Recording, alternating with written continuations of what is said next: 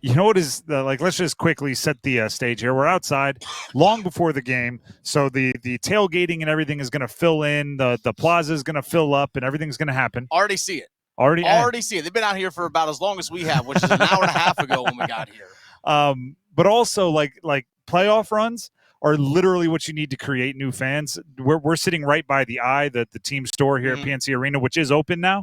Just saw a dad and a son go into the come out, both with a bag full of gear. Let's go. And it's like quite literally you feel the playoff run creating new fans as it goes on. So we're here for the vibes, we're here to raise the energy, we're here for the game, but also we're here to watch the Canes shift into gear. The last game of the series can set the tone for the beginning of the next series, even with a little bit of a gap. And the Rangers, they're already waiting. So if we're looking for the next level at the start of the next series, it would really help if you close things out with a bang in front of your home fans, home stadium, capitalize on that energy and level up. Here's Sebastian Aho on taking their style of play to the next level. Like I said, I don't really want to think too much ahead of us. I mean, you try to get to all you think about is the start of the next game, right? And how to prepare for that. And yeah, we are aware that could have. Obviously, we have another level and we need to get to that. But yeah, it's just trying to win hockey games, and that's the whole deal out of here. I mean, it's just I don't know. Tomorrow we come in and we try to do our best, and that's just the mindset.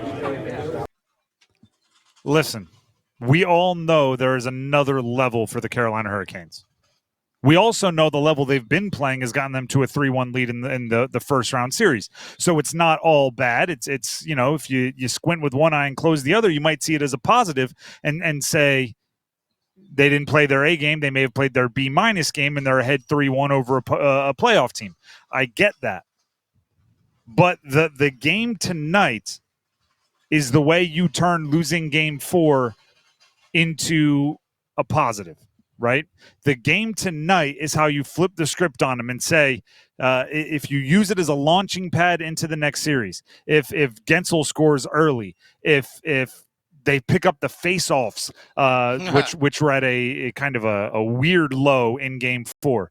If you correct those things and launch into the next round out of game 5, then you might have been looking and saying, well, if they squeaked out an overtime kind of ugly, gritty game in game 4, they wouldn't have had that launch pad. They wouldn't have had that springboard. Tonight can be the springboard towards the next level. That's part of what tonight can be. But the only way that happens is if you take advantage of the opportunities, you play better, you keep eyes on Matt Barzal, you do the things you have to do to find a way to win. And by the way, do it at home because the energy, it'll be unmatched. Again, Sebastian Aho, this time on the motivation to clinch the series at home.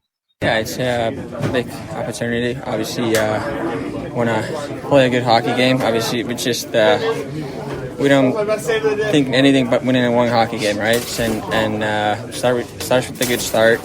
Starts with the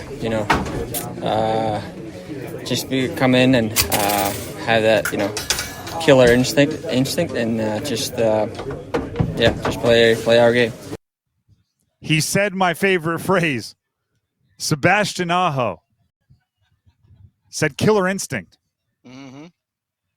Sebastian Aho's low key, and maybe there's actually a lot of players on the Canes that are just kind of low key, right? They're going to give you the coach speak, especially in the locker room, talking with the media, or when they're presented publicly off the ice.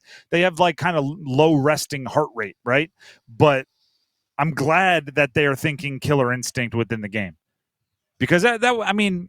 We're nitpicking, right? You're up 3-1, but that was something in game 4. We just heard Mike Maniscalco say it to Adam Gold not long ago. If you would have just, been in the bathroom when the Islanders scored their goals in game 4 and you weren't looking at the scoreboard for the rest of it, you would have assumed the Canes won 5-1. Yeah, right? Blew them out. They played so well, but you need that killer instinct to ready for this? You need the killer instinct to kill them, right? That's why it's called what it is. You need that last second, that final thing to get you over the finish line, and that's the only thing that was lacking. Let me correct myself. That's one of the things that was lacking in Game 4. You heard me allude to it earlier. Another thing that was lacking: face-off wins. Yeah, last 2 games really. It's really kind of weird.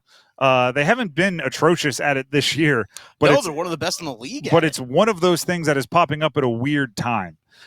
Sebastian Aho, again, you hear from the best player on the Canes on what they need to do differently on faceoffs. Personally, it's just sometimes it's almost like you try too hard because it gets you gotta get in there in the circle and just be confident about it and just do your.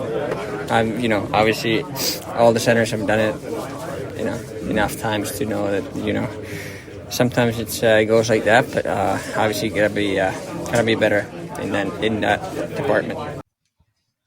It is a weird thing because face-offs they can be kind of like a baseball player in a slump where you don't really want to change anything. It's just sometimes it doesn't go your way. Sometimes the puck bounces in funny ways. But at the same time, I do think it's worth paying attention to, and it's worth, just that extra half beat before each face-off where you lock in and you maybe get a little bit more focused than you're used to doing or than you traditionally do out on the ice, because so much of what the Canes do is about possessing the puck, being in control, and you don't want to give away possessions, especially when, and we're going to talk about this later on the show, the margins of victory in the postseason are so small. They're so razor thin. And Rod Brind'amour talks about it. It could come down to a couple possessions. And you don't know, right? The difference between winning 60% of your faceoffs and losing 60% of your faceoffs, a couple possessions, right? If that's all it takes to change a game, that's all it takes to change a game.